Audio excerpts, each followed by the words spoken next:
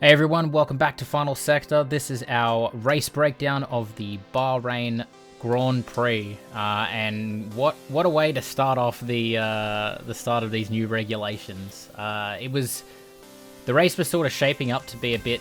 There was a lot of boring parts there, but as you'll find out a bit later, the end was a bit of chaos that happened at the end. Yes. But we'll start with the thing that everyone cares about, and that's Forza Ferrari. Ferrari 1-2. Where's the red? What? Yeah. I got black. Sorry, I'm still in old Mercedes gear. What's going on? You got the old Where's red. my red shirt? I've got no red. Panic. I got red cup. Hey, Forza. Mario, Ferrari. Look, there's an Italian man. Yay. Wow. But yeah, Ferrari all weekend they were strong. Even from the qualifying. I mean, we could talk about practice. You can still glean a lot into practice as well. But Yes. From qualifying, they had the pace, and they were just comfortable. So good, yeah. It was, how cruising. I think we were talking about prediction that I had that, after that third day of Bahrain test, I thought Max looked so at ease with that car. That's how both the Ferraris looked, I feel like, in that car. The entire weekend, Charles a bit more, Yep. which was evident by, both qualifying and the race, but that's how that Ferrari looked. It was just so composed.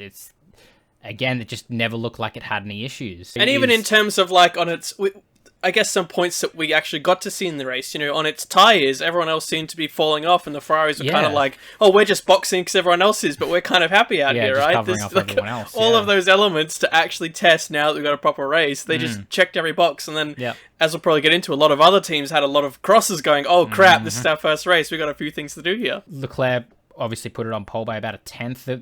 The back and forth in the qualifying between Red Bull and Ferrari actually was pretty close. It was exciting too. I think over one lap, those cars are, I would say, relatively evenly matched, especially with Max behind the wheel. You know how he can pull a lap out of his ass. So I think those cars are probably Ferrari probably slightly ahead with the ease maybe that they could do it. But yeah, I think on one lap pace they are very similarly matched. But the race pace, Ferrari they just look comfortable again. Outside of even then the 3 laps that Max came past on the straight from 700 miles away with DRS, overtook into the first corner, and then Charles got him back down the next straight, and that happened 2 laps in a row, 3 laps in a row, or whatever. Which bodes well for the kind of close racing. In some aspects. It did, right? Yeah. I mean, it could have more been coincidence, but it was cool when, as soon as the race started, and there was the kind of front group that was going, and then you saw the back group, and there was cars almost 4 wide kind of going around each other. But as a general theme, I mean, there's probably a lot of replays you have to go back and watch the special uploads for, because they were often, understandably focusing at the front, but there was a lot of movement and battles going on there, and a lot of cars kind of following each other for a while. So linking into it, I guess, as you're saying, is that there still was, I guess, some concerns with overheating, some things with braking, some things with tires, but these are F1 cars running at a limit. That's kind of going to be the case, but we didn't hear many calls for people going, you've got to drop back 5 seconds, this is getting too bad. We saw some cars that start near the start, have a poor start, fall back, and then by the end of it they were back at the front, so obviously they're able to mishmash around. So so very, very positive signs for that aspect. The one thing that I did, the recurring thing that I saw, was the brakes overheating was still a little bit of an issue, but I think less the dirty air. That's more because they have to brake harder now. The heavier cars, the fact that they have to go so much slower through the corners, they're way harder and harsher on the brakes than they used to be. And then obviously with the way the new aero system works and trying to get the proper ventilation into the brakes probably isn't quite as efficient as it used to be. So I think that's probably more what's contributing to it rather than the actual fact that there's dirty air. So and teams will slowly get a handle on that, unless you're Ferrari and you've already got a handle on it and you're fine and you're going to win the supposedly championship. So, but yeah, I mean, I guess speaking of Ferrari, obviously well done for Ferrari, 1-2. It's about the best way you can start a season. A lot of people obviously predicted this Ferrari resurgence, but even when it was sort of a Ferrari 1-3, you were still looking at it thinking this Ferrari's going to be hard to beat. Speaking of the Works Ferrari team, let's talk about the teams that were running the Ferrari power units as well, because they're almost more interesting.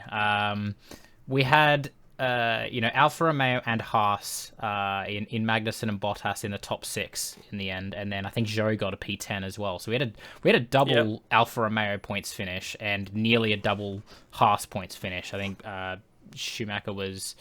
I think he ended in 11th or 12th, just outside. He ended in 11th or 12th, and they put him on a bit of a ballsy strategy too to try and get a point. Yeah. So he kind of got a bit unlucky, but he had the pace to essentially be up there, equivalent to Zhao almost. Yeah. So Haas, you almost half expected something just because of how rubbish they've been. The story so far. Yeah, exactly. You can, if you don't know that, you can read up on Haas, their story. It's long story, but you would have expected them to be, at least a little bit further ahead. But that Alpha looks a hell of a lot better than I think you, or a lot of other people expected it to be. We predicted it to be the slowest car, and it is not the slowest car. It's not even close to the slowest car. It's even, you see, there was, I guess another thing, there was a lot of other teams which are obviously struggling, not able to run at their maximum, but you feel like even if they move up the pace a bit, they were really comfortable out there. And there's that topic I mentioned before with Bottas, because his start was quite rough, and everyone went, oh no, he's fallen back, oh that's unlucky for him.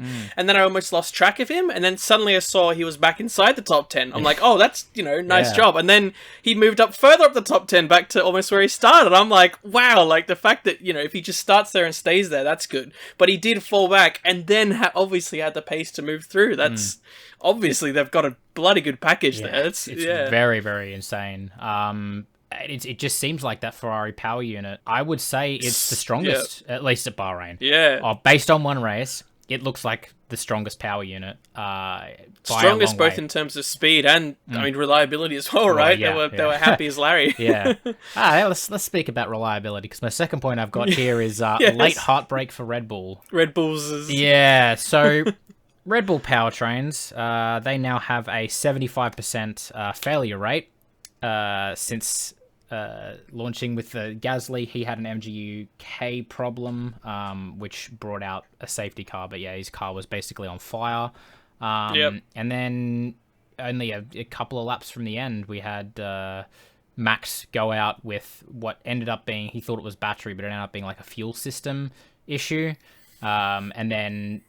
very shortly after, Perez looked like he just spun and stopped at turn 1, and he just completely lost power with what people think is a fuel system issue as well. So the reliability of that Red Bull power unit is not looking good. I'll be interested to see what comes out of the media, or rather what Red Bull say in the next 24 to 48 hours, because allegedly the failure on both of the cars is related to like a fuel pump part, as you say, and that part is like a spec part, and allegedly, I don't know if it was before quali or before the race, I think Red Bull got an extra hour's time to work in the garage to actually inspect and have them to replace the part, I think, because they've been having issues throughout the weekend seeing things. I think it was the same for McLaren as well. I think also got them to expect it. So allegedly there is a general feeling in the field that this bespoke part, there's a few little issues with it, but in general it's still up to the teams on how they want to use it. So there's some owners to say, well, the other teams haven't had issues because maybe they're only using it a certain way, but there was some comments, less from Red Bull, but more from some interviews that some had, which suggested that they might be investigating a bit to this part, and apparently the supplier knows there's a few little instances where it can fail, and other suggestions were that they might have actually been getting incorrect like fuel readings because of the part. I'm curious in the next week or so if they do come out, make a statement, say, hey, this is what's happened, or if the fuel part comes out, or if they go back and say, no, everyone else is fine, you're just using it incorrectly. Fix your packaging, right? But that was interesting to come out the few hours after the race, I thought. Let's hope for Red Bull's sake it's not something catastrophic with their reliability. Well, they have to completely redesign their whole car to get it working again. Oh, yeah, that'd be awful. But, Verstappen was... That Red Bull, despite being, maybe not quite up to Ferrari's pace in the race, they are still quite comfortably the second fastest car on track. And they were both looking... not Gasly, Verstappen and Perez... Both were looking, and Gasly actually for that matter, all three were looking at like decent points finishes. Second, even Yuki, right? Look at his performance. He started at the back and finished in the points. Obviously, there's something there. And even to Max's credit, he wasn't at the pace of Leclerc, but I mean, he was fighting him. He definitely had the pace to at least challenge through it. You could argue some of maybe the points that he was arguing on the radio, he seemed a bit heated, that what he wanted to do in the strategy was a bit all over the shop. Considering he had supposedly been managing his brake temperatures like all race, it wasn't just when he was trying for these big laps as well, or like these big overtakes. Apparently he did notice after he made the third move, I think it was, I noticed when he was coming down the back straight the fourth time that he actually moved over to the side a little bit, noticeably, like off the line. Allegedly over the radio they'd said, look, you've got 1 or 2 tries at this, and maybe you need to back off a little bit. But again, that might more just be the pressure through the brakes rather than any sort of, dirty air behind the car. That's not even accounting for the fact that he had Verstappen had that weird steering issue, which I had a little watch of, I think it was the race video, and they said that during his third pit stop, when they dropped the car, they seemed to have tweaked something with the steering. A bar or something with the steering went clonk, and then it made it all stiff, allegedly. And it fucked with the power steering, so made it really heavy through the fast corners, which I imagine would have affected him a little bit, but he was still putting in fast sectors, I think, so it wasn't a super detriment like the fuel system issue was. That was but I think Red Bull, they need to be a little bit careful if if that's a sign of things to come. They're very fast, but that could kill their season. They've got a lot more homework than we thought. We were talking about how in third day of testing onwards, well, even prior to that, but especially third day of testing last week. Yeah. They were, cruising. They were very positive. They were saying, yeah, we're happy. And then they actually get to a proper time when it's stress tested, when it matters, and the issues come up. In that same video, they were talking about how, the fact that Red Bull didn't do, during testing, they never did like ultra low fuel runs, and they never did a full race simulation run as well, whereas other teams did, and they managed to figure out a lot of these issues, and they said, these, how the engines work with the E10 fuel. They figured out a lot of these issues that Red Bull had stumbled into by means of a double retirement. So, it's a hard way to figure out issues like that, but like you said, it's better that they figured it out race one than potentially when they're on for like a 1-2 finish and absolutely dominating, and a Charles Leclerc of 2 years ago, right? Out in front by himself. You don't want that. So and it was ironic considering that their misfortune was a gift for the other team, which normally you would talk about at the start of a chat like this. The boys in silver. My third point was Mercedes somehow claim a P3, P4. The happiest you'll ever see Hamilton getting a P3. He was elated. Did not expect it at all, and neither did I. That team is so. We were obviously hoping that there would be less of this gap between sort of the top teams, midfield, and less of the back markers. There is a little bit of a spread, and at the moment, I would say that Ferrari, Red Bull are in their own category. A little group of their own at the moment. Mercedes, I would say, are the third fastest team, but they are that step back from those top two teams. They're not like I can't see them comfortably fighting with a Red Bull or a Ferrari on pace. Not over a race distance, no. So I honestly I would say not even qualifying pace. I still think the Ferraris and the Red Bulls, if they can get unless one of the two Mercedes drivers pulls out an absolute fucking miracle lap in qualifying, which both have been known to do, I can't see them consistently getting amongst the Red Bulls and the Ferraris. So, and that's both qualifying and the race. But I guess speaking on that, the Mercedes power unit. We talked about how the Ferrari power unit was really really good. The Mercedes power unit. All you have to do is look at the 6 drivers that didn't retire, 6 lowest drivers that were classified, and that's the other 3 Mercedes power unit teams. What was in the back of those cars? So Aston Williams and McLaren are the 3 slowest teams, and they're all carrying the Mercedes power unit, and obviously Mercedes are off the pace as well. So the Mercedes power unit that's been so dominant for so long, that's the slowest power unit right now. It has to be. Yeah. It's interesting because they might have just been trying to delegate it, but in general, when, in the TV pen afterwards, when the drivers were talking, or when Toto Wolff or others higher up were being interviewed, and they would come out, they'd say, yeah, we know we need to work a bit on our packaging and our air, and we've got this. And the interviewer would say, and your engine, right? And they go, oh, yeah, that's of course included because we're looking at everything. But it's not like they singled it out, even though you'd say, well, actually, but then you've got your rest of your customers, which seem to be lagging behind. The thing I'm interested in is, obviously, we had the engine freeze as of March 1. On a large proportion of parts of the engine, yes. So they can't edit or make upgrades to significant adjustments. You can. I think there's still little things you can tweak until September, but they're very small in scope. Yeah. It's not like the proper like combustion engine or like the MGU-H, like all the. Let's be honest, the important stuff of the engine, that's all been homologated. So. You can't replace it with completely new revolutionized bits. They want to hope that it's something that their engine is just down on performance just as it is, and they can't do anything about it. That's kind of a slight worry, because in the past, obviously, they've been able to, they could throw some money at it to get it.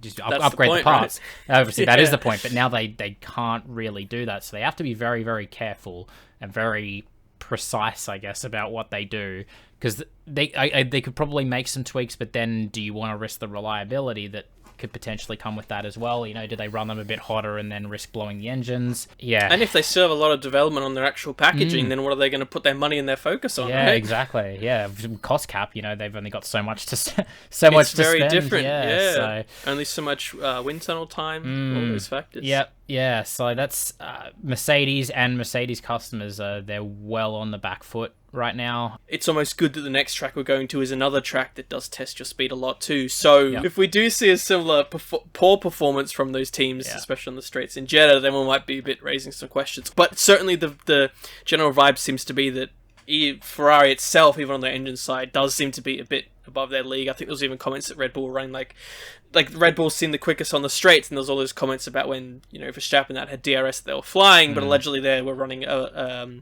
lot less aero than the Ferrari was, so that kind of was more of an aero thing rather than an engine power thing. Yeah, so. Ferrari were like half a second quicker in the second sector, so.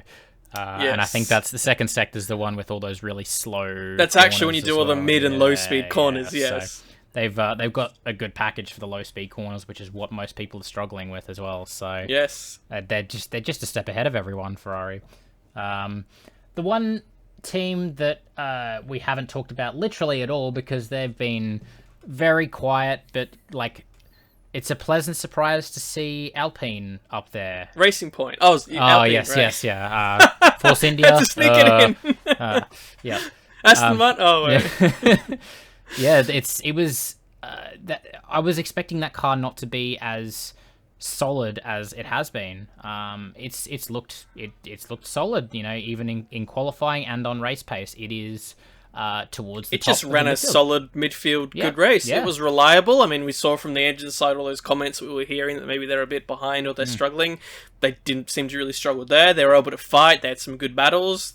So no, it's fantastic for them. A double points finish is it's about the best you can ask for a team that looked like they were on the back foot. They were struggling so much with the porpoising and so much understeer, and they were predicted by a lot, including us, to be, more towards the back than the front. But they didn't have DRS for half their testing. Yeah, exactly. That's really, really good signs for Alpine. I would say them and probably AlphaTauri, maybe the two. They're sort of, I would say, on similar pace. Somehow Alfa Romeo and Haas are above them in terms of pace. Based on what we've seen so far, it could be very different at the next race. The next race is a lot of high speed corners. So the low speed sections, like corners that you would see at Bahrain, is less of those. It's just really flowing high speed. So. Alpine just surprised me. It's good to see them where they are. I think if we see those Mercedes power unit customers whether it is entirely Mercedes power unit or it's obviously it's probably a mixture of their aero Mixture of package, both. yeah. But if I think if they can sort of make their way a little bit closer, I think that midfield is going to it bodes well that it's going to be a lot closer than it has been before. Yeah. I would say that the Aston Williams and McLaren at the moment are the back markers, but yeah, that could very easily change. It feels like a pretty cheap label at this point. It's not like you go, really they're obviously like the Haas of last year. There's none of that going on. Yeah. You'd say they're not there because that's what you expect them to be, right? Yeah. So you said the Haas last year getting lapped. It's not like we expect them to suddenly find 25% of power or whatever, right? Yeah. As we say, even from the side of the McLarens, we know that they're down there and they've got a lot to work on, but they've got so much potential. You'd see, okay, they can jump up. Again, the Aston we expected to almost be at the Alpine level. They're generally the two rivals you see together, so you can almost expect them to be up there. Yeah. Maybe the question mark again is on the Williams. I haven't seen too much on them and where they're at in terms of the chat, but in terms of what we gleaned from testing and it being early, there's no reason why they can't take a step up, and there was glimpses, I think, where they were doing quite strong. Yep. So, Yeah. again, We'll see. it does bode well. Yep. I guess the summary is this race did bode well. It checked a lot of boxes that we were hoping would. One of the points I wanted to talk about was, of course, we didn't have a one-stop race. Nope. If you remember a lot of last year and previous years, we often had one-stop or a two-stop that felt kind of forced just because things were falling apart. But in this race, it was a question of like the 2 versus the 3, which I don't even remember the last time that was like, maybe going into the race or in the middle of the race in the past, someone might have gone, the 3's the best suddenly, through some weird strategy. Yeah. But going into this race, everyone's like, it genuinely could just be a 3, and everyone's like, oh, okay. And then we saw that playing out. And that's, I guess, what again led to all of this midfield kind of swapping around, which I haven't even got my head around how some people ended where they were. No, I thought they were at the back or at the front, and then they were there, and I'm like, what happened? Yeah, I was keeping track of it until the safety car, and I'm just like, this is gonna screw with me Yes. now, and it did. So. And all I knew was the top guys, none of them could really get too much of a cheap one out of it. And I went, okay, I think Leclerc benefited from, was it the VSC a bit? Or he benefited because it went VSC to full safety car. Verstappen, and I think he hadn't. Verstappen that's what I was going to have. bring up. So the Red Bulls seem to have done like a kind of last minute stop thing where they've previously, noticed that they're not going to catch up. So they decide to try and box to then do a push to get to the front. And then the safety car came which out. Before that safety car, though, I was going to bring up to say I thought it was a strange call because it's not like they had a free gap, thinking in terms of Checo and Max. They both kind of lost a position each. They'd have to get up and then charge forward. It's not like of old days where we saw Lewis and Max, and they were just so far in front that the one behind could just pit back to have so much clean air. That's it, yeah. So I thought it was an interesting take. I didn't know if it's because they were nursing some sort of issue or they did something. It seemed to be a strategy call. I don't know what you thought about it at the time, or if you thought about it. Yeah, I mean, a little bit. I think we're going to see a lot more of these sort of two-stop races solely based on the fact that I guess last year they had the C4, C3, C2, and this year we've gone one step harder, yet we're still getting 3-stop races. Like they've gone with the 3 hardest tires, and it was still a 3-stop race. And granted, they said they had, a few people did 3-stop. I think last year they were saying. I forget exactly what it was, but so I think in future we'll see more pit stops, which I like.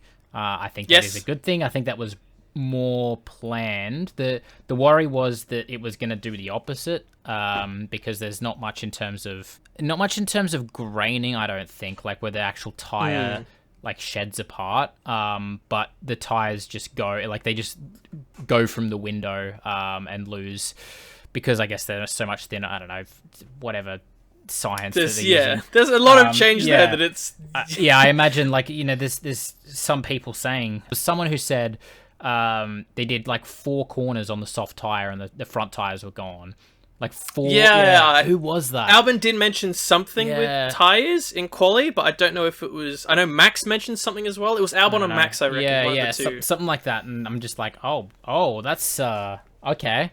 That's not something we've seen before. Like you hear about how they lose the tires in maybe the last sector of a qualifying lap because they push them a bit too hard, but to lose it after 4 corners, it's like, what the fuck? Because tyres are not great for qualifying doesn't mean they're not going to be good for a race. Like, you can still have a tyre that's going to last a long time, even if its prime is only a tiny small window.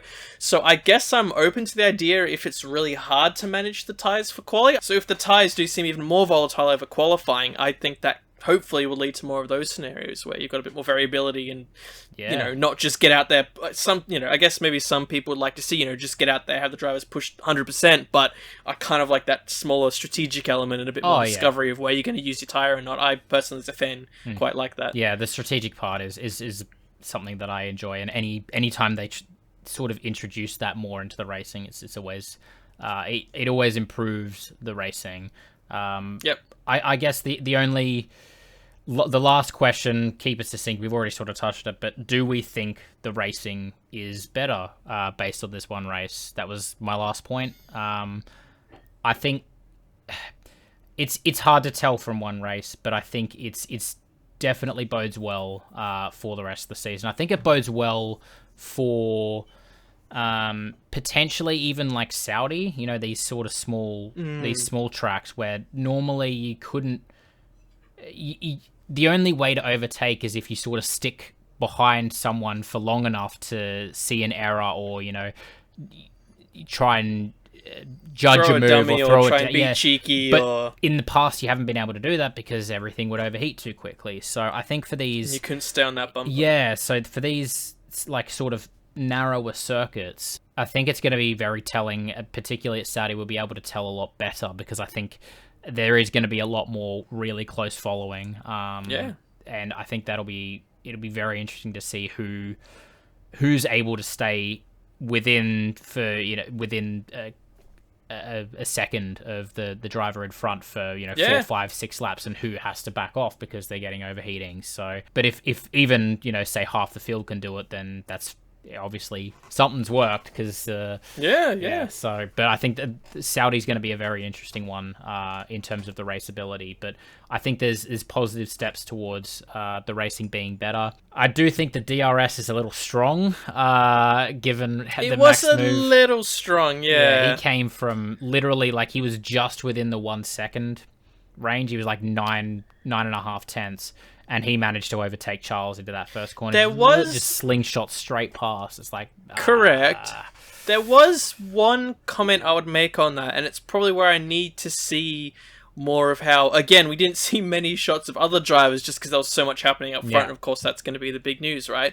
I want to see some more shots on how some other drivers looked in terms of that, the DRS and how it affected them. Because there was allegedly... I don't remember if it came from Charles himself or a few people that interviewed him, but I'm pretty sure it was credible. Allegedly, when Max was coming up towards him, he was purposefully not using his battery, and he was like not going to his limiter to kind of let Max go through and take the awkward line, so then he could be assured to use his battery to get the better boost to make sure he was going to get past him again. So allegedly that's why you saw him quite far back, and he probably knew Max was going to send it. I mean, we saw in his third attempt, right? He sent it, and Charles again let him do his thing, right? Yeah. So that's why... I say that's why. That could be why it seemed like there was such a massive jump, even when he was just in the DRS zone on that second attempt, because there was a bit of mind games and a bit of back and forth there, because Charles probably knew he's going to go for it. He's not going to, wait and maybe go for the move on the second straight like he should. He's going to just go for it again, so I'll just let him go through. He gets. Yes, so that's why I was saying I might want to see more of a few other cars and what some other drivers are saying, because that might not be the greatest representation. But again, I mean, how good is that we have this multi-lap battle that's going on, and they're playing these mind games between two great drivers? Like, that was brilliant. Watching at the time, I'm like, we saw the first lap, we're like, that was great, and then it was a repeat of it. We're like, oh, that's great. And then you saw it again on the third lap, and it's like, we would never see this 3 laps in a row. Never would have seen this 3 laps in a row last year. There would have been 1 lap, and then they'd have to back off because they've overheated everything. Yes. So again, we heard Max on the radio get that call where he said, look, you've probably got 1 or 2 shots at this. But that was less because they're saying, well, you can only stay behind him at this period, and then you've got to back off or make the move, right? It was the onus seems to be he could have stayed behind him as long as he liked, preparing a move, right? It's more so just going for an actual move, because I guess he knew he was slightly on the back foot, so he would have to send it, right, and be quite heavy on the brakes, and therefore that's obviously something you can't be doing a few laps in a row. So from that perspective, going to Jeddah and other circuits similar to that, where maybe someone wants to be in a train following for a while, maybe it works. We can go, hey, I'm going to sit behind this guy 5 to 10 laps, I'm going to be okay here, find this one weak spot, maybe in a corner you wouldn't even think to overtake, and go boom down the inside. That is one thing I guess it's interesting that you mention it, because I've just been thinking about it, but it's one thing that frustrates me about Max is the fact that he is so predictable, because it's like, first opportunity, he's going to go for it. He's not going to wait for the second or third opportunity to lap. He's going to be like, see the bigger picture, right? Yeah, he's going to go, it's just the one track mind. It's just this, and again, someone like Charles who watched the entirety of last season, he's seen that and he's going to be like, okay, if he has done what you say, and he has sort of thought ahead to effectively let him pass, that he can get past, which he did, numerous times. That's it. Just shows with these cars, he has to start thinking a bit more strategically about how he's going to make the move. If he's just going to go for it first time every time, drivers are starting to get wise to it. So it's interesting. It almost goes back to that comment of when Max was first had that very aggressive style, and you could say it was more, I suppose, unrefined and more YOLO kind of that kind of thing, fear of missing out, this is the only chance I'm going to get ever, I've got to go for it, right? But that same mindset has been what's almost been his defining character in the past. I mean, if you remember I don't think it was of course it wasn't last year, but the year before in Silverstone, and when he was a bit behind the Mercedes, and his engineer came over the radio and said, okay, time to back off, and he said, no, this is our opportunity, we've got to bloody do it, and that turned out to be the correct decision, right? So it shows that in some instances he has this go-get-him attitude.